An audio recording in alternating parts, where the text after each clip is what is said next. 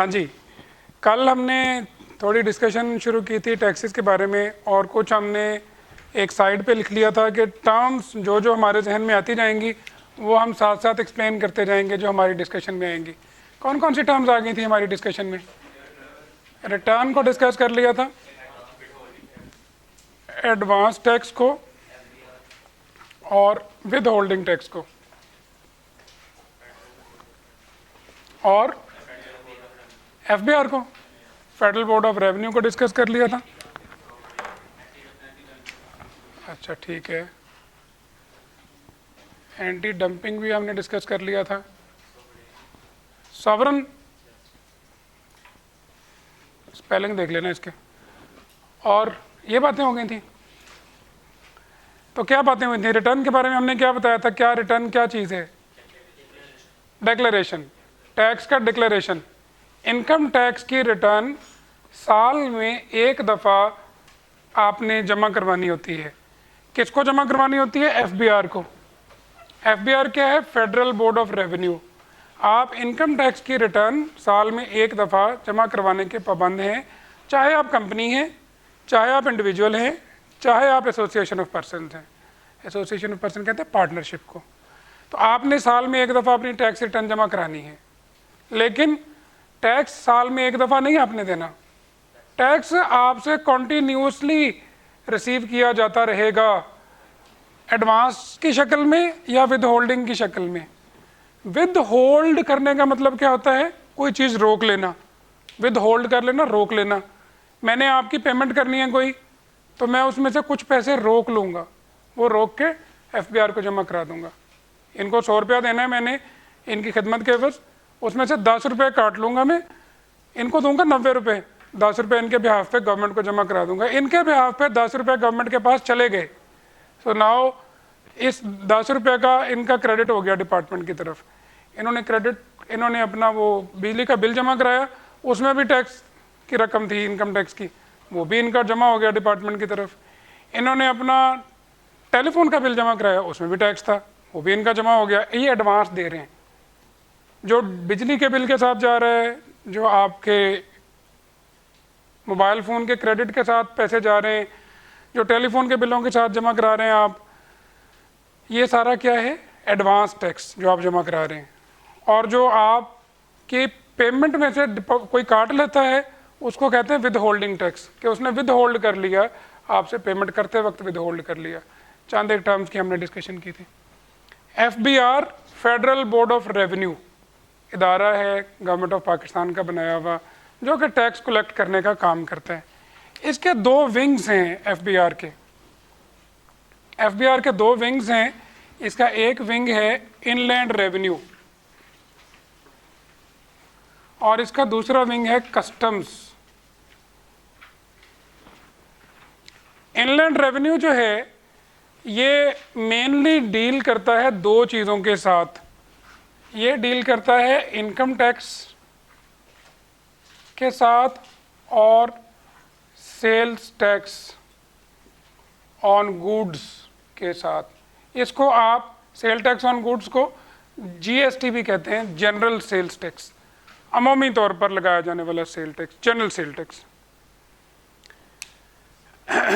जबकि इसका जो दूसरा विंग कस्टम्स है, इससे रिलेटेड लॉज अभी आपके सिलेबस में नहीं है। कस्टम्स क्या काम करता है? कस्टम्स का काम क्या है? कस्टम्स का काम है आपकी गुड्स की जो इंपोर्ट हो रही है और जो गुड्स की एक्सपोर्ट हो रही है उसको कंट्रोल करना। कस्टम एक्ट है, कस्टम एंड एक्साइज एक्ट है, उसके तहत जो चीज़ें पाकिस्तान में आएंगी, इंपोर्ट की जाएंगी, उसके ऊपर कस्टम्स वालों का एक चेक होगा। जो चीज़ें पाकिस्तान से जाएंगी उसके ऊपर कस्टम्स वालों का चेक होगा। यानी ये कस्टम वाले ये काम करते हैं। ये हैं दोनों एफबीआर के ही विंग्स। इनलैंड रेवेन्यू को चलाने वाले लोग जो होते हैं वो आपकी हमारी तरह इंसान ही है, लेकिन वो अपने आप को हमसे ज़रा बेहतर इंसान समझते हैं। ठीक है, वो होते हैं सीएसएस पास करके मुलाजमत इख्तियार करते हैं। जिनका सीएसएस में सबसे अच्छा ग्रेड बनता है वो जाते हैं उसमें डीएमजी में, आई बिलीव डिस्ट्रिक्ट मैनेजमेंट में, ये तो एसी डीसी होते हैं हमारे, शहर का डीसी, शहर का एसी। फिर फॉरेन सर्विस में चले जाते हैं जी, वो पाकिस्तान का सफारत खाना है जी फ्रांस में, वहाँ पर जो सफ़ीर को हेल्प करने वाले लोग होते हैं। फिर तीसरे नंबर पे फिर कस्टम्स वाले आ जाते हैं। चौथे नंबर पे शायद इनलैंड रेवेन्यू वाले आते हैं, मुझे एग्जैक्टली नहीं पता, ये ऐसे इनकी तरतीब बनती है। ब्राह्मण, क्षत्रिय, वैश्य, शूद्र। शूद्र खैर उनमें कोई भी नहीं है, वो तो इनके अलावा लोग हैं ना सारे, वो जो जिनको ये समझते हैं। अच्छा, होता क्या है इनलैंड रेवेन्यू में जो लोग होते हैं ऑफिसर्स, आपको बार बार एक वर्ड सुनने को मिलेगा, कमिश्नर। क्या जी, कमिश्नर करेगा, कमिश्नर करेगा। कमिश्नर कौन है? कमिश्नर है कमिश्नर इनलैंड रेवेन्यू, जो कि डिपार्टमेंट में एफबीआर में अपॉइंटेड है। ये कमिश्नर इनलैंड रेवेन्यू है। इस कमिश्नर के पास बहुत सारे इख्तियारात हैं, बेशुमार इख्तियारात इसके पास हैं। कई चीज़ें लॉ ने इस कमिश्नर की डिस्क्रिशन पर छोड़ी हैं। काफ़ी सारी चीज़ें इस कमिश्नर की डिस्क्रिशनरी पावर्स में आती हैं, और काफ़ी सारी चीज़ें वैसे ही इसके पास इतनी पावर्स हैं कि इसकी पावर्स को आगे डेलीगेट करने का इख्तियार भी दिया हुआ है इसको, कि अगर कमिश्नर इनलैंड रेवेन्यू चाहे तो कुछ powers additional commissioner inland revenue को भी तफवीज़ कर सकता है। एडिशनल कमिश्नर इनलैंड रेवेन्यू, तो फिर वो एडिशनल कमिश्नर के पास चली जाती हैं। इसके आगे दर्जे डिफरेंट होते हैं, एडिशनल, डेप्यूटी, असिस्टेंट। जब कोई पहली दफ़ा डिपार्टमेंट में जाके एम्प्लॉयमेंट इख्तियार करता है तो वो असिस्टेंट कमिश्नर इनलैंड रेवेन्यू होता है, फिर डिप्टी कमिश्नर इनलैंड रेवेन्यू हो जाता है, फिर एडिशनल कमिश्नर इनलैंड रेवेन्यू हो जाता है, फिर वो फुल कमिश्नर हो जाते हैं। ये इनके इख्तियार इस तरह से आहिस्ता आहिस्ता तरक्की करते करते आगे बढ़ने का तरीकाकार है। तो ये इनलैंड रेवेन्यू में सेल टैक्स और इनकम टैक्स की बात हमने की। हमने सेल टैक्स में एक और बात भी कल की थी, सेल टैक्स में हमने एक और बात भी की थी, वो अगर आपको याद हो हमने बात की थी प्रोविंशियल सेल टैक्स की। हमने ये बात की थी कि जो जनरल सेल्स टैक्स है ये गुड्स के ऊपर लगाया जाता है, लेकिन प्रोविंशियल सेल टैक्स जो है ये सर्विसेज के ऊपर लगाया जाता है। खिदमात, पूरे सूबे में जो खिदमात दी जा रही हैं उन खिदमात के ऊपर सेल टैक्स कलेक्ट करना किसकी पावर है? प्रोविंस की। वो फेडरेशन की पावर नहीं है, वो सूबा कलेक्ट करता है। एक लंबी लिस्ट है सर्विसेज की, उठा के देख लें, कोई चीज़ ऐसी नहीं है जो बगैर टैक्स की होगी। सर्विस, गाड़ियाँ रिपेयर करने वालों की सर्विस, ठीक है, ब्यूटी पार्लर की सर्विसेज, सैलून की सर्विसेज, वकील की सर्विसेज, अकाउंटेंट की सर्विसेज, लॉन्ड्री की सर्विसेज, सिनेमा की सर्विसेज, नाम लें किसी चीज़ का आप, एंटरटेनमेंट, सारी इंडस्ट्री। तो वो कई दफ़ा आपने देखा कि वो जी आए थे जी, बुटीक को सील करके चले गए हैं।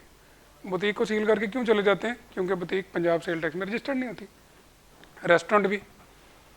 एक और चीज़ कल आपके साथ डिस्कस हुई थी जो आपने अभी जिसके बारे में बात नहीं की। अच्छा, पहले प्रोविंशियल सेल टैक्स के बारे में बात कर लें। सर्विसेज के ऊपर है, चारों सूबों का अलग अलग प्रोविंशियल सेल टैक्स का निज़ाम है। आप जिस सूबे में बैठे हुए हैं, इस सूबे में पंजाब रेवेन्यू अथॉरिटी है, PRA, पंजाब रेवेन्यू अथॉरिटी, ये सेल टैक्स कलेक्ट करती है।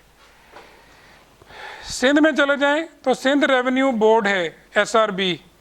KP में चले जाएं तो KPRA है, कैपरा, इस तरह का नाम है। बलोचिस्तान का मुझे आइडिया नहीं है। इस्लामाबाद का, फिर जो इस्लामाबाद में तो एक सर्विसेज दी जाती है ना, इस्लामाबाद कैपिटल टेरिटरी है, वो तो किसी सूबे में नहीं आता, तो उसका सेल टैक्स ऑन सर्विसेज फिर ये खुद ही कलेक्ट करते हैं इनलैंड रेवेन्यू वाले। इस तरह से काम चलता है। कल एक और जो बुनियादी डिस्कशन जहाँ से बात शुरू हुई थी वो नहीं आपने मुझे याद करवाई, वो हमने बात की थी डायरेक्ट और इनडायरेक्ट टैक्सेस की। क्या बात की थी हमने? डायरेक्ट टैक्स क्या होते हैं, इनडायरेक्ट टैक्स क्या होते हैं? डायरेक्ट टैक्स कौन से हैं? जो आपकी इनकम पर चार्ज किए जाते हैं वो डायरेक्ट टैक्सेस हैं, और वो टैक्स जो आपकी एक्सपेंडिचर या किसी भी और मोड से आपसे कलेक्ट किए जाते हैं वो इनडायरेक्ट टैक्सेस हैं। डायरेक्ट टैक्सेस में इनकम टैक्स है। इनकम कोई ज़्यादा कमा रहा होगा तो ज़्यादा टैक्स देगा, कम कमा रहा होगा तो कम टैक्स देगा, लेकिन स्पेंडिंग के ऊपर एक जैसा ही टैक्स है। जितना ज़्यादा पैसा खर्च करते जाओगे उतना ज़्यादा सेल टैक्स देते जाओगे। जितनी ज़्यादा गुड्स खरीदते जाओगे उतना ज़्यादा गुड्स के ऊपर सेल टैक्स देते जाओगे। This is how it works. अच्छा जी, डायरेक्ट इनडायरेक्ट टैक्स के बारे में हमने बात की थी। ये बुनियादी बातें करने के बाद फिर हमने कल पढ़े थे रेवेन्यू और non revenue objectives of taxation. Revenue और नॉन रेवेन्यू पढ़े थे आपने, मैंने आपसे पढ़ा था कि आपने घर जाके पढ़ने भी हैं और कोई एग्जांपल्स भी बनानी है इसकी, आपके जहन में क्या एग्जांपल्स आती हैं। निकालें ज़रा किताब, कहाँ पर है आपके पास किताब? आपके मोबाइल में होगी। रेवेन्यू और नॉन रेवेन्यू ऑब्जेक्टिव पढ़ें एक दफ़ा। पेपर में आने वाली चीज़ है, हर दफ़ा ही पेपर में हर दूसरी दफ़ा आ जाती है। कोई से 4 नॉन रेवेन्यू ऑब्जेक्टिव्स बता दीजिए, कोई से 2 रेवेन्यू ऑब्जेक्टिव्स बता दीजिए।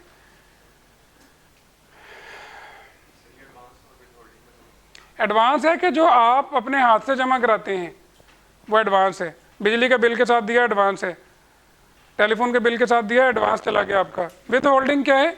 वो भी एडवांस ही है, लेकिन वो आपने खुद नहीं जमा कराया, वो आपको जिसने किसी ने पेमेंट देनी थी उसने उसमें से काट लिया। जिसने आपको पेमेंट देनी थी उसने वो डिडक्ट कर लिया।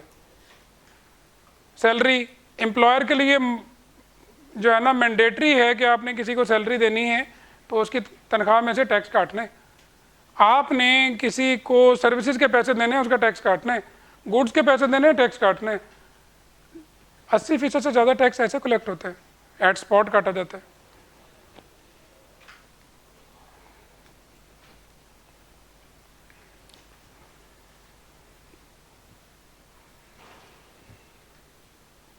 Revenue and non revenue objectives, किताब की एक्सेस है सारे लोगों को? नहीं है तुम्हारे पास? है ना, निकालो फिर पढ़ो।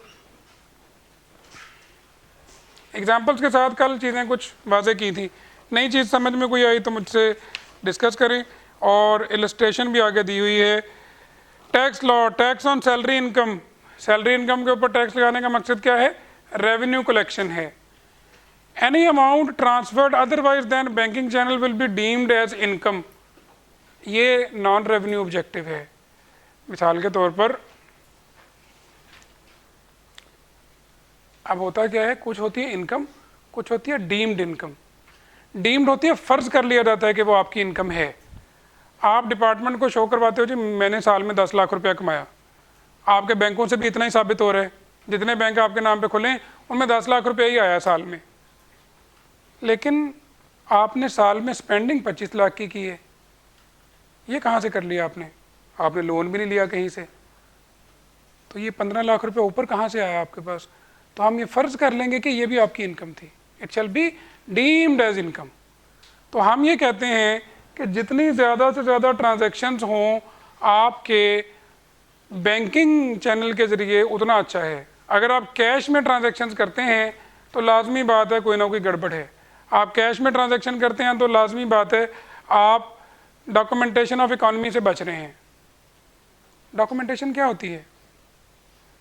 डॉक्यूमेंटेशन प्रूफ होता है, ट्रेल होता है। मैंने आपसे कीमती पत्थर ख़रीदा 5 लाख रुपए का, 5 लाख रुपए कैश में आपको दिए, लाख पत्थर आपसे ले लिया, कोई ट्रेल बनी इस ट्रांजैक्शन की? मेरे और आपके अलावा किसी को भी नहीं पता। आपने वो पत्थर मुझे 5 लाख का बेचा, मैंने वो पत्थर उसको 10 लाख का बेच दिया, आगे उसे 10 लाख कैश लिए। किसी को इस ट्रांजैक्शन का पता चला? नहीं पता चला, हालांकि मैंने 5 लाख रुपए कमा लिए उसमें से।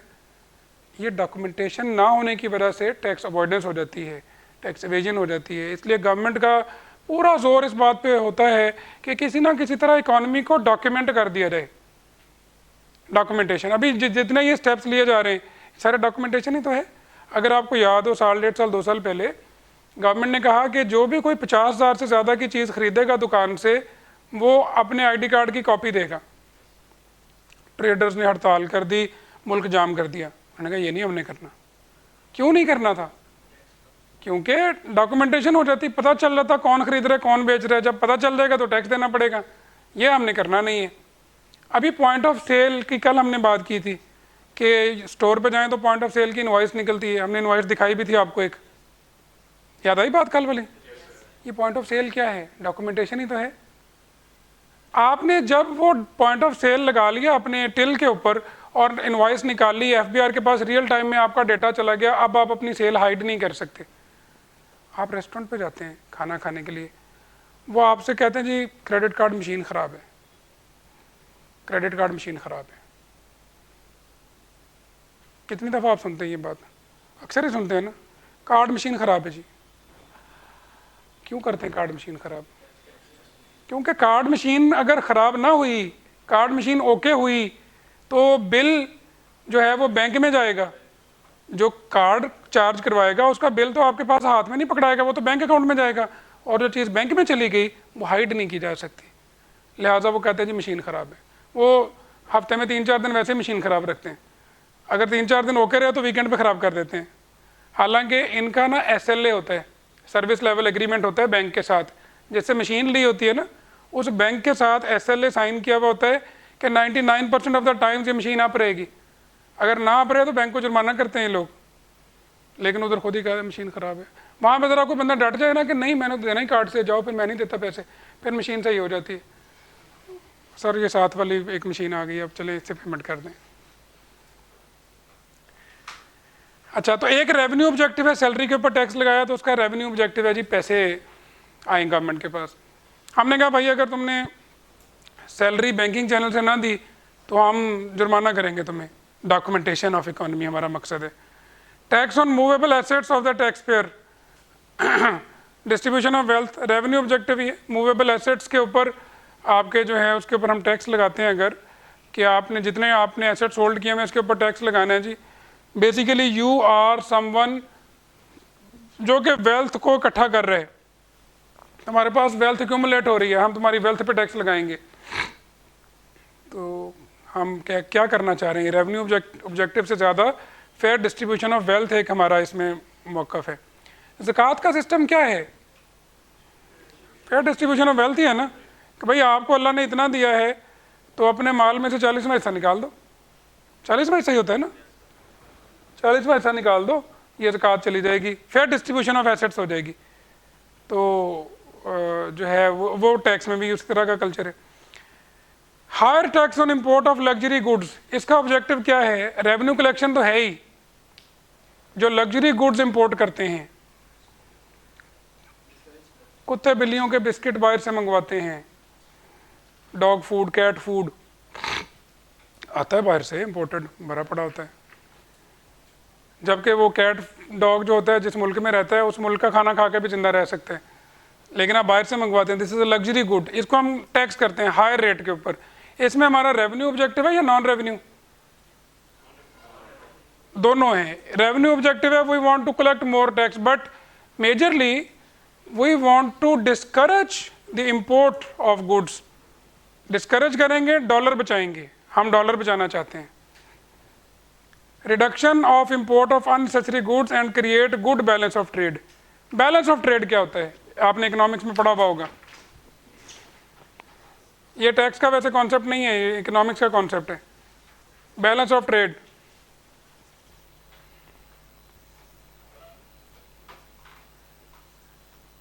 इकोनॉमिक्स नहीं पढ़ी? पढ़ी नहीं?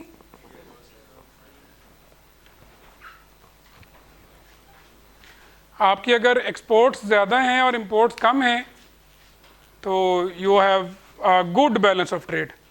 अगर आपकी इंपोर्ट्स ज़्यादा हैं और एक्सपोर्ट्स कम हैं तो you have a bad balance of trade.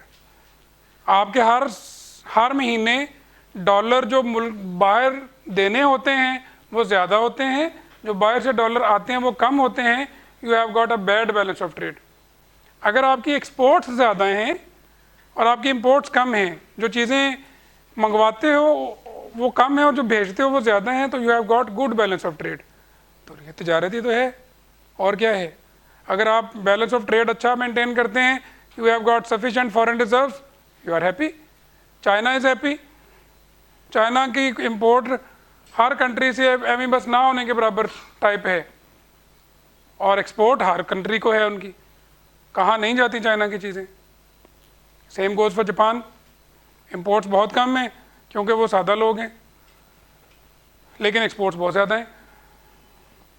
So balance of trade, तो ये बैलेंस ऑफ ट्रेड मेंटेन करना एक काम है आपका। अच्छा, हमारा कहाँ से पूरा होता है फिर जो बैलेंस ऑफ ट्रेड का डेफिसिट है? हमारी एक्सपोर्ट्स तो कम हैं बनिस्बत हमारी इंपोर्ट्स के। हमारी इंपोर्ट में हमारा सबसे बड़ा जो हमारा बिल है वो ऑयल का बिल है। जो हम क्रूड ऑयल इंपोर्ट करते हैं, उससे पेट्रोल डीजल बनाते हैं, वो हमारा सबसे बड़ा इंपोर्ट का एक ख़र्चा है। ठीक है, एक्सपोर्ट्स उसके बदले में हमारी ज़ाहिर है उस तरह उतनी ज़्यादा नहीं है, बट हमारी सबसे बड़ी एक्सपोर्ट्स टेक्सटाइल की एक्सपोर्ट्स हैं। टेक्सटाइल हमारी अमेरिका, यूरोप, सारी दुनिया में बिकती है। और फिर उसके बाद जो सबसे बड़ा चंक हमारा है ना, जो कंट्रीब्यूटर, वो हमारे ओवरसीज़ पाकिस्तानी हैं जो बाहर बैठे हुए हैं। वो यहाँ अपनी फैमिली को सपोर्ट करने के लिए पैसे भेजते हैं। पहले वो हुंडी के ज़रिए भेजते थे, तो ये गवर्नमेंट जब से आई इन्होंने वो हुंडी को लगाम डाल दी। अब पैसा बैंकिंग चैनल से आता है सारा, तो अब सारा डॉक्यूमेंटेड है। तो हर महीने गवर्नमेंट उनको शाबाश दे रही होती है, जी आपने पिछली दफ़ा से भी ज़्यादा पैसे भेजे। वो कोई पाकिस्तान की मोहब्बत में नहीं भेज रहे होते, उनके पीछे यहाँ बसते हैं अपने बीवी बच्चे माँ बाप, उन्होंने उनको पैसे भेजने होते हैं। तो गवर्नमेंट क्या करती है, वो बाहर से भेजते हैं डॉलर, रियाल, दिरम, दिनार, वो स्टेट बैंक अपने पास रख लेते हैं। उन दिनारों के दिरमों के बदले में क्या करता है, रुपए उनके अकाउंट में ट्रांसफ़र कर देता है कि जी आपको तो रुपए चाहिए ना पाकिस्तान में सर्वाइव करने के लिए, आपने दिनार क्या करने। तो वो एक हमारे फॉरेन रिजर्व में फिर कंट्रीब्यूट करते हैं। इस तरह से काम चलते हैं। फिर जो और बच जाते हैं वो फिर हम मांग तांग लेते हैं किधर उधर से, IMF से। और allowability of expenditure of research and development. Allowability से मुराद ये है कि अलाउबिलिटी क्या होती है, छोटी छोटी बातें हैं। अभी हमें ना शुरू में कोई हफ्ता 10 दिन ना ऐसे लगेगा कि हम कुछ नहीं पढ़ रहे, हम आगे नहीं बढ़ रहे, हमने सफ़े नहीं काले करने के बाद सफ़े काले हो गए। हमने बेसिकली समझना है चीज़ों को, तो अभी शुरू में हमें टाइम लगेगा चीज़ें समझने में। उसके बाद जब हम रवा हो जाएंगे तो फिर ये वाली बातें सिर्फ एक दफ़ा करके गुजर जाया करेंगे, वरना तो फिर आप हमेशा ये सोचते रहेंगे ये अलाउबिलिटी पता नहीं क्या होती है। आपकी पूरे साल में ना सेल्स नहीं, फ़र्ज़ कर लो 50 मिलियन की, आप कहते हैं जी मेरी 50 मिलियन की सेल्स हैं और मेरे एक्सपेंसेस जो है ना वो हुए हैं 40 मिलियन के, तो मेरा 10 मिलियन का प्रॉफिट है। मैं इस 10 मिलियन के ऊपर टैक्स दूंगा, इसके ऊपर मैं टैक्स दूंगा।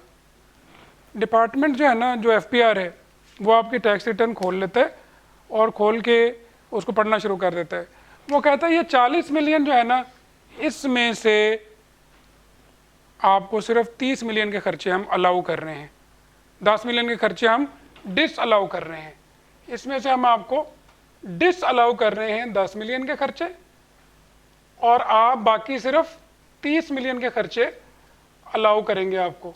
उससे होगा क्या, आपका प्रॉफिट जो है वो बढ़ के कितना हो जाएगा, 20 मिलियन हो जाएगा, टैक्स आपका ज़्यादा हो जाएगा। ये डिस अलाउ क्यों करेंगे, वो कई रीजंस हैं उसकी, उन्होंने आगे लॉ में दिए हुए हैं, पढ़ेंगे हम आगे जाके। तुमने जब पेमेंट की थी उसमें से टैक्स नहीं काटा था, 5 लाख उस वजह से डिसअलाउ। तुमने जब सैलरी दी थी टैक्स नहीं काटा था, 5 लाख उस वजह से डिसअलाउ। तुमने रेंट दिया था कैश में दे दिया, डिसअलाउ। तुम पेमेंट करते रहे हो और तुम कहते हो मैंने कैश में पेमेंट्स की हैं, तुम बैंक से क्यों नहीं करते थे, लॉ तो कहता है बैंक से करो, डिसअलाउड। तो वो 10 मिलियन उन्होंने डिसअलाउ कर दिया, हालांकि आपका खर्चा हुआ है, लेकिन वो नहीं मान रहे। तो यही बात है अलाउड और डिसअलाउड एक्सपेंडिचर। जो एक्सपेंडिचर डिसअलाउड है वो टैक्स पेयर के नुकसान में है। टैक्स पेयर एक और टर्म आ गई,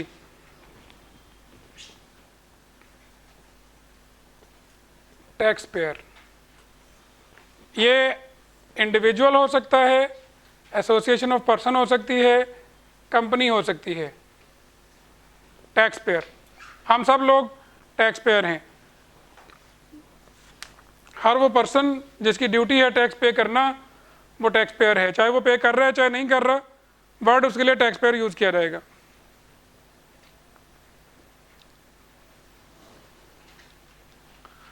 तो वो कह रहे हैं कि आप रिसर्च, आप अब आए और आपने इस 30 मिलियन में ना आपका रिसर्च एंड डेवलपमेंट का एक्सपेंडिचर भी है।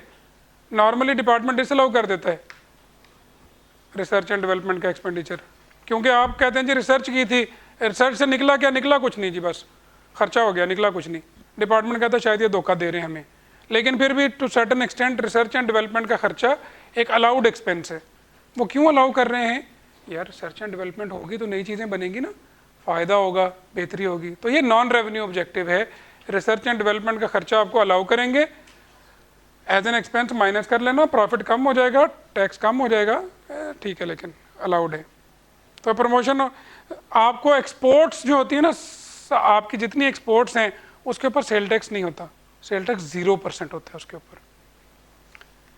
तो जब एक्सपोर्ट के ऊपर सेल टैक्स 0% है तो उसका क्या फ़ायदा नज़र आता है आपको? हम प्रमोट करना चाहते हैं एक्सपोर्ट्स को, हम एक्सपोर्ट्स को प्रमोट करना चाहते हैं, हम एक्सपोर्टर्स को वो देना चाहते हैं, फ़वाइद देना चाहते हैं। हम चाहते हैं कि एक्सपोर्टर्स जो हैं वो इंजॉय करें, क्योंकि एक्सपोर्टर डॉलर कमा के दे रहे हैं, तो हम एक्सपोर्टर्स को सेल्स टैक्स 0 कर देते हैं। ये हमारा नॉन रेवेन्यू ऑब्जेक्टिव है एक्सपोर्ट्स को प्रमोट करने का। Tax credit on donations to approved institutions. आप साल में कह दो जी मैंने फलां जगह पर डोनेशन दिए होंगे आपने, लेकिन अगर आपने ये अप्रूव्ड इंस्टीट्यूट जो कि डिपार्टमेंट ने अप्रूव कर रखे हैं इनको डोनेशन दिए हैं तो फिर हम आपको टैक्स क्रेडिट देंगे। टैक्स क्रेडिट का मतलब क्या होता है? टैक्स में रिडक्शन देना।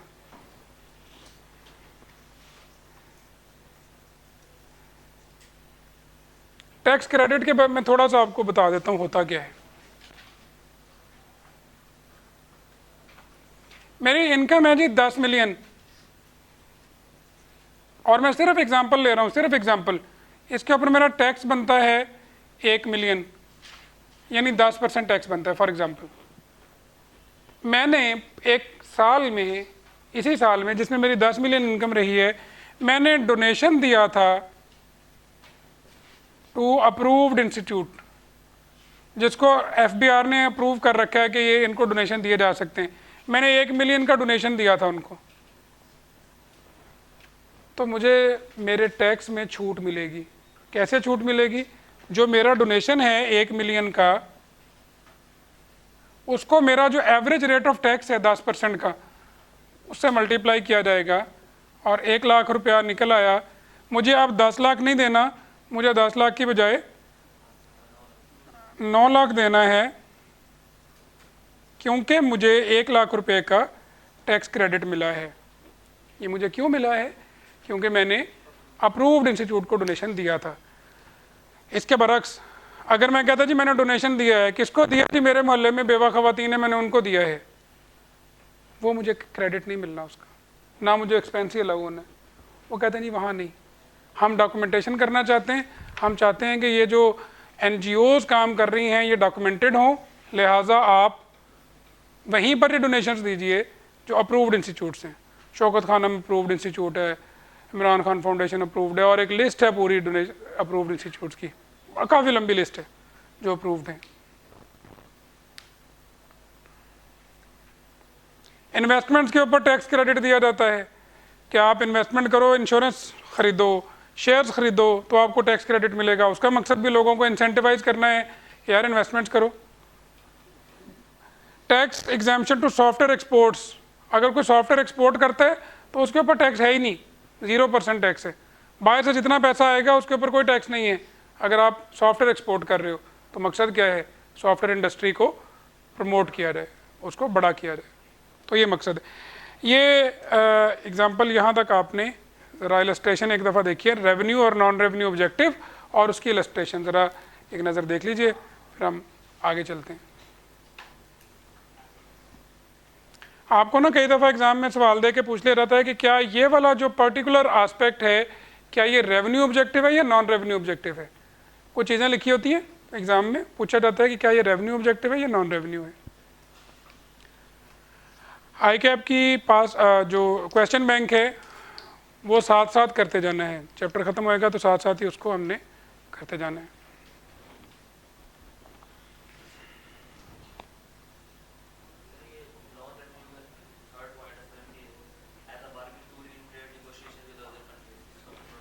किसका भाई? ये रेवेन्यू ऑब्जेक्टिव है ना कि हमने दूसरे कंट्रीज़ के साथ ट्रेड निगोशिएशंस चल रही हैं कि जी आपके कंट्री के लोग हमारे मुल्क में आएँ और आके कारखाने लगाएं, तो वो कहते जी हमारे लोग आपके मुल्क में जाके कारखाने क्यों लगाएं? हम उनसे कहते हैं हम इंसेंटिवाइज करेंगे, हम आपको 10 साल के लिए टैक्स हॉलीडे दे देंगे। तो तो आप यहाँ पे इन्वेस्टमेंट करें आके। वो मोदी ने क्या किया अभी, मोदी ने ये किया ना, दुनिया में जा जा के मेक इन इंडिया के नाम से उसने एक कैंपेन शुरू की कि जी आओ जी इंडिया में बनाओ। चाइना में जो बनाते हो आप लोग एप्पल, तो एप्पल यहाँ बनाओ इंडिया में, इंसेंटिवाइज करेंगे, टैक्सेस में रिडक्शंस देंगे, चीप लेबर मिलेगी। तो काफ़ी हद तक मेरे ख्याल में वो सक्सेसफुल रहे, काफ़ी काम उन्होंने पकड़ लिया।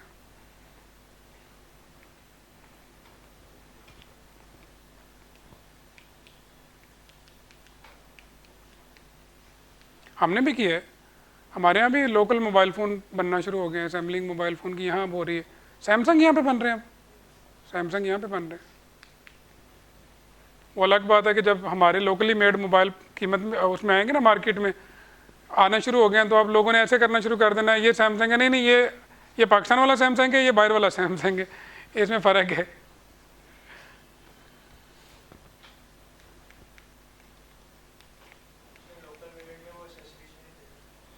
एक्सेसरीज नहीं देते क्या? क्या नहीं देते? फीचर्स में भी डिफरेंस है। अच्छा, वो तो सॉफ्टवेयर का इशू होगा ना,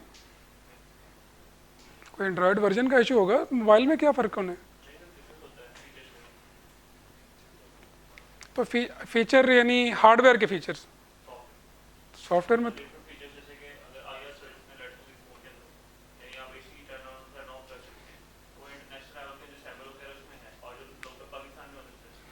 अच्छा अच्छा अच्छा अच्छा अच्छा। तो वो ये फिर एक्चुअली हार्डवेयर का इशू है ना, बीच में कोई हार्डवेयर लगना था जो नहीं लगाया, जिसके पैसे बचाएं, क्या ये शशका डालने की क्या ज़रूरत है? लोकल है फिर।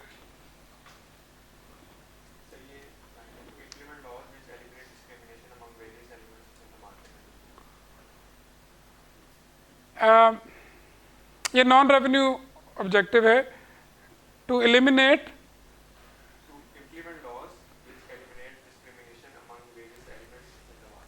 देखो आपकी मार्केट में डिफरेंट तरह के कारोबारी नॉन कारोबारी लोग काम कर रहे होते हैं, ठीक है, तो उन्होंने उसको डिस्क्रिमिनेशन को ख़त्म करना है, तो उसके लिए लॉज इम्प्लीमेंट किए जाते हैं।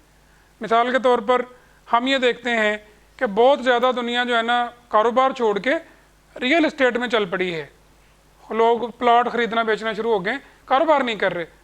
तो हम क्या करेंगे, हम रियल इस्टेट को टैक्स कर देंगे, कारोबार में छूट दे देंगे। हम कहेंगे जी कारोबार करो तो आपको उसके ऊपर एमनेस्टी है, जैसे अभी थोड़ा दिन पहले आई है कि जी अगर आप इंडस्ट्री लगाते हो तो उसके ऊपर आपको ना छूट है, इंडस्ट्री लगाओ छूट है। उससे क्या होगा, लोग उधर से ज़्यादा ध्यान हटाएंगे, इंडस्ट्री की तरफ आएंगे। तो जो मुख्तलिफ चीज़ों में डिस्पैरिटी पाई जाती होती है, उसको एलिमिनेट करने के लिए भी टैक्स लॉज यूज़ किए जाते हैं। अभी आप अगर थोड़ा हम आगे चलेंगे ना, एडवांस करेंगे, तो हमें पता चलेगा कुछ चीज़ों के ऊपर टैक्स अननेसेसरीली ज़्यादा हैं और कुछ के ऊपर अननेसेसरीली कम है। दैट्स मेनली बिकॉज कुछ चीज़ों को गवर्नमेंट करना चाहती है कि वो बढ़ें आगे, और कुछ के ऊपर गवर्नमेंट चाहती है थोड़ा सा कंट्रोल किया जाए।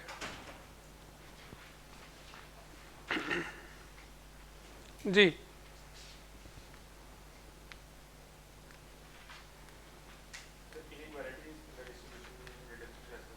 किस तरह से? डिस्ट्रीब्यूशन ऑफ वेल्थ है ना, कुछ जगहों पे पैसा ज़्यादा कंसंट्रेट हो जाता है, कुछ जगहों पे कम होता है पैसा, तो उसकी अगर आप टैक्स लगाते हैं, कुछ लोगों को जिनके पास ज़्यादा पैसा पाइलअप हुआ हुआ है उनको ज़्यादा टैक्स करते हैं, कुछ को कम टैक्स करते हैं, तो ज़ाहिर है उससे एक इनइक्वालिटी में आएगा ना फ़र्क, पैसा थोड़ा सा फेयर डिस्ट्रीब्यूशन में चला जाएगा। इकोनॉमिक्स को टैक्स के साथ मिलाकर ही जो है ना पर्पज़ अचीव किए जाते हैं। आप देखो कुछ ऐसे सेक्टर हैं ना जो अमीर हो जाते हैं और बड़ी जल्दी अमीर हो जाते हैं, ये जैसे फिनटेक कंपनीज हैं, इनके पास पैसा इकट्ठा ही पाइल अप हो जाता है, अचानक से जमा हो जाता है। क्या ये ट्विटर, फेसबुक और ये अमीर नहीं हुए रातों रात? मतलब अमीर हो गए हैं, लेकिन उसके बरक्स एक बंदा इंडस्ट्री लगा के बेचारा 20 साल तक ग्राइंड करता रहा, दुनिया अच्छी चीज़ें दुनिया को देता रहा बना बना के, वो उतना अमीर नहीं हो सका। इनइक्वालिटी आ गई ना। अब इस इनइक्वालिटी को किसी ना किसी लॉ, किसी न किसी टूल के ज़रिए हम करेंगे ना। आपको यहाँ बैठे हुए अंदाज़ा नहीं है, अमेरिका में जो वो टेस्ला वाला इलॉन मस्क है, उसके ख़िलाफ़ इतनी बड़ी कैंपेन चली है कुछ अर्सा पहले कि इसको टैक्स कर दो, इसको टैक्स कर दो, इसको इतना टैक्स कर दो कि इसकी 1/2 ऑफ द अगर वेल्थ आप ले भी लो तब भी ये दुनिया के अमीर तरीन लोगों से बहुत ज़्यादा अमीर रहेगा, इतना टैक्स लगा दो। इकॉनमी है, मुल्क है, कैसे किया जा सकता है कि किसी एक बंदे को उठा के इतना टैक्स इकट्ठे लगा दिया जाए। ऊपर से वो भी शहजादा है, उसने कहा जी कि मैंने अगर टैक्स देना है तो मुझे अपने टेस्ला के शेयर्स बेचने पड़ेंगे क्योंकि मेरे पास तो कैश नहीं है। उसने कुछ शेयर्स बेचे हैं, शेयर्स बेच के टैक्स दिए जो उसके ऊपर टैक्स लगा। बेसिकली क्या है टेस्ला, वो गाड़ियाँ कार्स मैन्युफैक्चर करते हैं जो कि ऑटो कार्स हैं, खुद चलने वाली कार्स हैं और वो बिजली पे चलती हैं, खुद कार निज़ाम वाली हैं। फिर उसकी वो है स्पेस वाली एक कंपनी है, तो उसके काम ही उस तरह के इनोवेटिव किस्म के हैं कि उसको टैक्स नहीं किया हुआ गवर्नमेंट ने। लोग कहते नहीं जी आपने डिस्पैरिटी फैला दी है, उसको टैक्स नहीं किया था। अब वो टैक्स लगाया जो उस तरह की चीज़ों के ऊपर, तो उसने अपना टैक्स कुछ पे किया। हमारे यहाँ भी कुछ लोगों पे टैक्स लगाने का आता रहता है वक्तन फ़क्तन। एग्रीकल्चर को टैक्स कर दो, लेकिन एग्रीकल्चरिस्ट सारे जो है ना वो पार्लियामेंट में बैठे होते हैं, फिर वो कहते हैं जी अगर हम नहीं टैक्स देने तो फिर क्या फ़ायदा।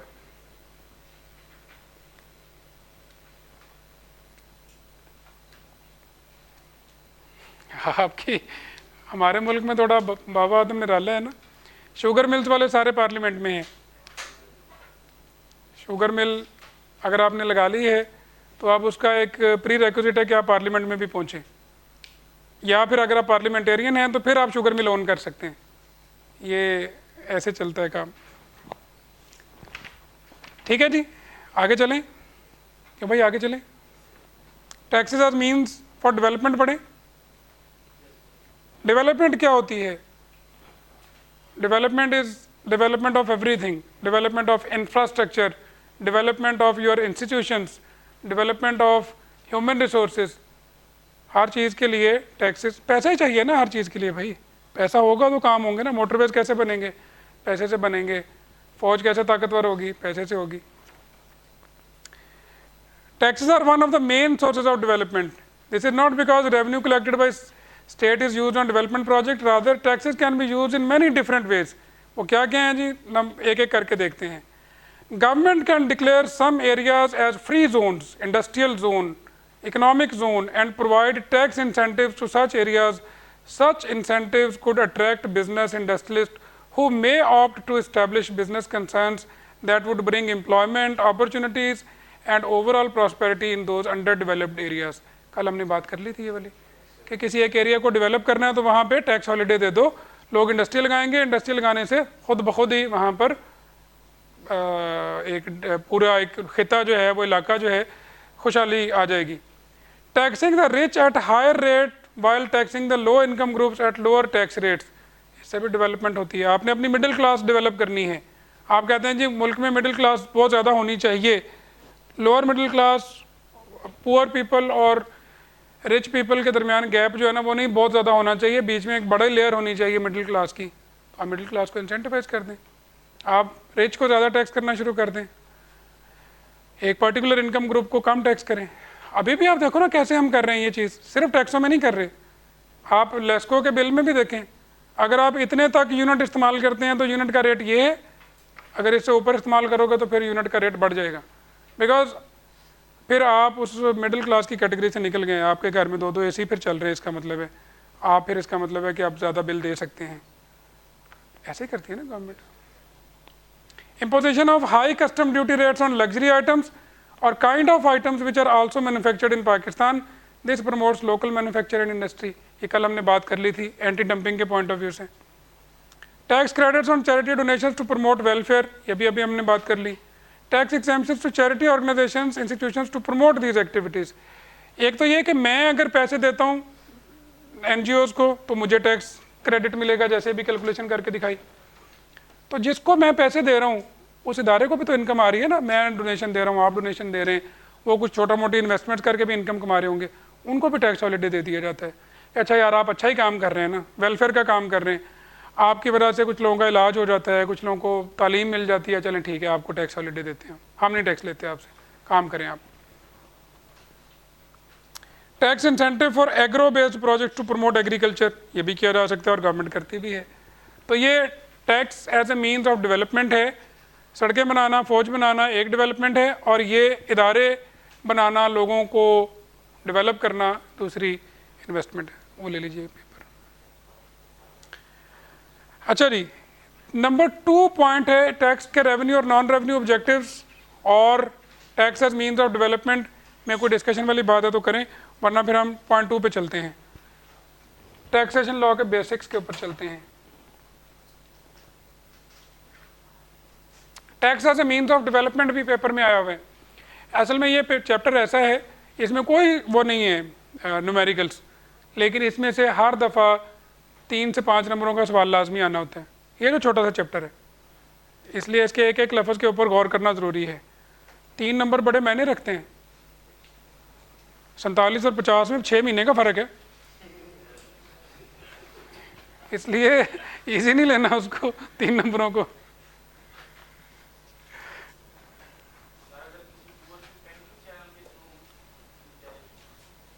मदद तो भी नहीं तो भी नहीं, वो डोनेशन नहीं माना जाएगा। डॉक्यूमेंटेशन हो जाएगी कि आप पुअर पीपल को देते हैं पैसे, वो आपको अप्रिशिएट कर देंगे, तालियां बजा देंगे, लेकिन आपको वो क्रेडिट नहीं मिलेगा। क्रेडिट उसी सूरत में जब आप अप्रूव्ड इदारों को देते हैं। हमारे मुल्क में चैरिटी जो है ना वो लातदाद है। मैं टैक्स का प्रैक्टिशनर हूँ, टैक्स की प्रैक्टिस करता हूँ, मेरा काम है टैक्स, सारा दिन यही काम होता है। तो टैक्स ज़ाहिर है कौन देता है, जो किसके ऊपर लागू होता है, जो तगड़ा होगा उसी के ऊपर ही होगा ना। तो माड़े बंदे के साथ तो मेरा काम ही नहीं है सारा दिन, मेरा काम ही सारा दिन सेठों के साथ है जिन्होंने टैक्स देने होते हैं। मैंने ये देखा है कि सेठों को सबसे ज़्यादा दर्द टैक्स देते वक्त होता है, और सेठ सबसे ज़्यादा खुशी चैरिटी करते वक्त महसूस करते हैं। मतलब उनसे चैरिटी के नाम पे आप जितने मर्ज़ी पैसे दिलवा दें, खुश होकर दे देंगे, और साथ कहेंगे किसी को बताना नहीं मैंने चैरिटी की है, ये चैरिटी अल्लाह का हुक्म है, ये ऐसे ही होनी चाहिए, बगैर बताए हुए खुश होकर देंगे। टैक्स का नाम भाई का मौत पड़ जाएगी, टैक्स किसी तरह से बच जाए, ना देना पड़े, कुछ करें उसके लिए चाहे वज़ीर आज़म से सिफारिश करानी पड़ जाए कि टैक्स नहीं देना, ज़्यादा उससे ज़्यादा रकम की चैरिटी कर देंगे। मैं तो एक दफ़ा मेरी मुलाकात हुई एक हमारे बड़े मुबल्लिग किस्म के आलिम हैं, आप सब जानते हैं उनको, तो मैंने उनसे ये रिक्वेस्ट की, मैंने कहा आप काइंडली कोई फतवा दे दें कि टैक्स देने का भी सवाब है और उतना ही सवाब है जितना चैरिटी करने का है, ताकि सेठों को थोड़ा सा ये एहसास होना शुरू हो जाए कि ये चैरिटी इसका भी सवाब मिलना है। मैंने कहा नहीं, ये नहीं फतवा दिया जा सकता अब तो देखो ना यार, मतलब माशाल्लाह तबलीग पे जाते हैं लोग, घर बार से निकलते हैं, इतना इतना वक्त लगाते हैं तबलीग पे। कारोबारी लोग सबसे ज़्यादा तबलीग पे जाते हैं, बयान भी सुनते हैं, सारा कुछ है। वहाँ से बयान से सीधा वापस आके अपने शोरूम पे, अपने बिजनेस पे आके पहले टैक्स चोरी करते हैं, और उसको वो चोरी नहीं समझते, वो कहते हैं ये ठीक है। समहाउ उनका कोई आपस में ना अंडरस्टैंडिंग है कि टैक्स के ऊपर अगर ना भी दिया जाए ना तो खैर है, अलबत्ता चैरिटी निकालेंगे, ज़कात निकालेंगे। अभी रमज़ान आने वाले, फ़िक्र पड़ी हुई है सबको कि ज़कात गलत कैलकुलेट होकर कम ना चली जाए, ज़कात ज़्यादा पूरी निकलनी चाहिए, लेकिन टैक्स जितना कम हो जाए उतना ही अच्छा है। एनीवेज, ये एक ओवरऑल, सिर्फ मेरे एक दोस्त हैं वो यूके में प्रैक्टिस करते हैं, तो एक दफ़ा आए हुए थे, ऐसी गपशप लग रही थी, मैंने उनसे पूछा कि पाकिस्तान में तो टैक्स नहीं देते, तो वहाँ क्या करते हैं? कहते जी वहाँ भी नहीं देते मैंने कहा यूके में भी टैक्स नहीं देते? कहते ना अब डिटेल में क्या जाऊँ, मेरे ज़्यादातर क्लाइंट ना पाकिस्तानी हैं वहाँ पर, तो पाकिस्तानी हैं जिनके रेस्टोरेंट्स हैं, जिनके से वो कोई शॉप्स हैं या कोई उनके छोटे मोटे कारोबार हैं, स्टोर्स वगैरह हैं। कहते जी वहाँ पर ना अगर डिपार्टमेंट के पास जो इन्फॉर्मेशन है उसके मुताबिक आपका टैक्स बनता है, फ़र्ज़ कर लो 100 रुपया, और आपने 80 रुपये जमा कराए हैं, 82 कराए हैं, 85 कराए हैं, तो वो आपका ऑडिट नहीं खोलते। 20% का थ्रेश होल्ड है उनका कि हमारे साहब में इसका 20 लाख बनता था, तो इसने उसके 80% तक जमा कराया हुआ है, चलो ठीक है, इसका ऑडिट करने की ज़रूरत नहीं है। लेकिन अगर आपने इतना बड़ा घोटाला किया हो कि बंदा 100 रुपया और दिए 50 रुपये हैं, फिर वो ऑडिट खोल लेते हैं कहता जी पूरी पाकिस्तानी कम्युनिटी उसी 20% के अंदर खेलती रहती है। वो कहते हैं 20% ही बच गया बड़े, तो वहाँ जाके भी यही करते हैं। अच्छा जी, बेसिक्स ऑफ टैक्स लॉ में चंद एक चीज़ें हैं, याद करने वाली नहीं है, सिर्फ पढ़ने वाली हैं। पिछली चीज़ें दोनों याद करने वाली थी, रेवेन्यू नॉन रेवेन्यू ऑब्जेक्टिव भी और ये जो टैक्सेस मीन्स ऑफ डेवलपमेंट भी। ये चीज़ अभी जो बताने लगा हूँ सिर्फ पढ़ने वाली है। Adam Smith wealth of Nations, मशहूर तरीन किताब इकनॉमिक्स की, उसमें वो कहते हैं कि कैनन्स ऑफ टैक्सेशन, टैक्सेशन के प्रिंसिपल्स, रूल्स क्या होने चाहिए। इक्वालिटी, सर्टेनिटी, कन्वीनियंस और इकोनॉमी, ये 4 कैनन्स ऑफ टैक्स हैं। Equality, tax payment should be proportional to income and applied equally to all concerned areas. आप ज़्यादा पैसे कमाते हैं ज़्यादा टैक्स दें, कम पैसे कमाते हैं कम टैक्स दें, लेकिन प्रोपोर्शनेटली बढ़ता जाना चाहिए। मगर ये ना हो कि मैं इनसे तो टैक्स लूँ, इनके ऊपर तो मैं इन्फोर्स कर दूँ, डंडे से टैक्स लूँ, और इनको कहूँ अच्छा चलो दिल करता दे दो, नहीं दिल करता ना दो। ऐसे फिर ये भी नहीं देंगे, क्योंकि यार हमारे ऊपर सख्ती है, उनके ऊपर सख्ती क्यों नहीं है। ज्वेलर कहता है जी मुझसे टैक्स मांगते हो, सब्जी वाले से क्यों नहीं मांगते। सब्जी वाला कहता है जी मुझसे टैक्स मांगते हो, समोसों वाले से क्यों नहीं मांगते। इक्वालिटी हर किसी के ऊपर अप्लाई करोगे तो मिलेगा। अगर कोई चीज़ों कुछ लोगों को छोड़ दोगे कि कोई बात नहीं इनको छोड़ दिया, तो बाकी लोग भी कहेंगे भाई फिर हम ही नहीं देते। ये तो एक तरह की फोर्स्ड पेमेंट है ना, कौन सा कोई सवाब वाला काम है। तो आपने फोर्स ही करना है तो सब पे करो। फिर हमारे एक क्लाइंट है, काफ़ी मशहूर नाम है, बता नहीं सकता अभी, उन्होंने, उनके पुराने कंसल्टेंट थे, उनके ऊपर डिपार्टमेंट ने कहा जी आप मैन्युफैक्चरर हैं, आप मैन्युफैक्चरर के तौर पर रजिस्टर हो, आपके ऊपर फलां फलां टैक्स लगते हैं। वो कहते जी हम नहीं मैन्युफैक्चरर। कहते जी क्यों नहीं मैन्युफैक्चरर। कहते जी हमारी प्रोडक्ट सबसे मशहूर क्या है, समोसा। तो फिर आप हमारे दुकान के सामने जो समोसों वाला है उसको आपने रजिस्टर किया, उसको भी मैन्युफैक्चरर को, पहले उसके ऊपर टैक्स लगाओ। जो रेडी पे समोसे बेचता है पूरे लाहौर में, उन सब के ऊपर टैक्स लगाओ, फिर मैं दूंगा। उसने हाई कोर्ट में ले गया इस बात को, 5 साल तक केस लड़ता रहा वहाँ पर समोसे पे, कि मैं समोसा बनाता हूँ, मैं तो मैन्युफैक्चरर नहीं हूँ, मैं तो 2-3-4 चीज़ों को जोड़ के समोसा ही बनाता हूँ, ये कौन सा वो काम है। एनीवेज खैर वो समोसों के अलावा भी बड़ा काम करते थे, वो तो उन्होंने एक बुनियाद बनाई हुई थी। 5 साल बाद वो केस हार गए। So it shall be proportional to income or applied equally. Certainty, tax payable should be certain. ये ना हो कि मुझे पता ही ना हो कि यार पता नहीं क्या होने, पता नहीं कितना टैक्स लगना है। मुझे पता होगा कि कितना टैक्स है तो ही मैं प्लान करूंगा अपने बिजनेस को। कन्वीनियंस ऑफ पेमेंट, टैक्स पे करना आसान होना चाहिए, ये ना हो कि टैक्स पे करते ही दांतों पसीने आ जाएं। और इकोनॉमी ऑफ कलेक्शन का मतलब क्या है कि आपने FBR बना के खड़ा किया, FBR का महाना खर्चा, हम फर्ज करते हैं FBR का महाना खर्चा है जी 20 करोड़ रुपए, FBR महीने में टैक्स इकट्ठा करता है 15 करोड़ रुपए का, तो ये कोई इकोनॉमी तो ना हुई। जो कलेक्ट करना है उसको कलेक्ट करने से ज़्यादा आपका अपना खर्चा है। तो ये उन्होंने 4 असूल वज़ा किए थे कि ये 4 असूल होने चाहिए, ज़रूरी नहीं है ये हर जगह पर हों, लेकिन ये 4 असूल टैक्स की बेसिक कैनन्स हैं। ये कैनन्स वाला सवाल भी आया हुआ है एक दफ़ा, what are 4 canons of tax collection.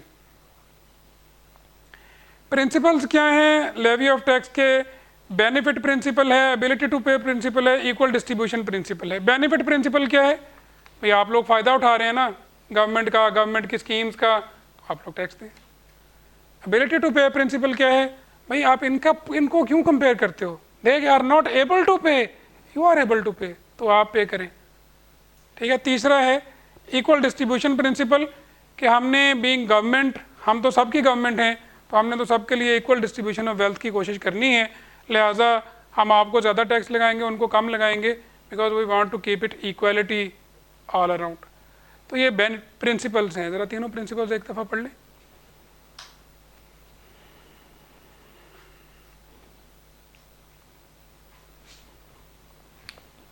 हम पढ़ रहे हैं आज चैप्टर 1 है और इसका पॉइंट 1 हम पढ़ चुके हैं और पॉइंट 2 हम अभी पढ़ रहे हैं।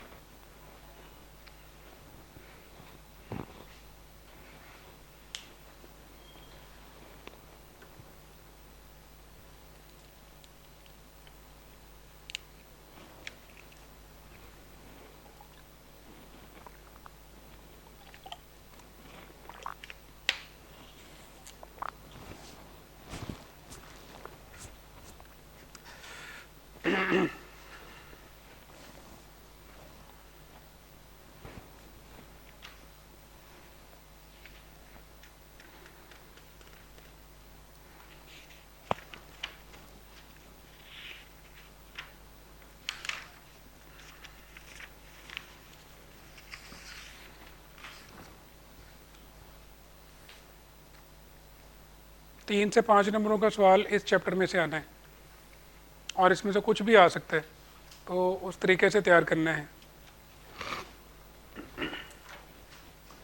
जब हम पढ़ते थे ना सीए तो उस वक्त मार्क्स का कल्चर नहीं शुरू हुआ था, अभी मार्क्स बताना नहीं शुरू किए थे आई कैप ने, तो हमें तो सिर्फ ये पता होता था कि या तो पास हो गए या फिर फेल हो गए।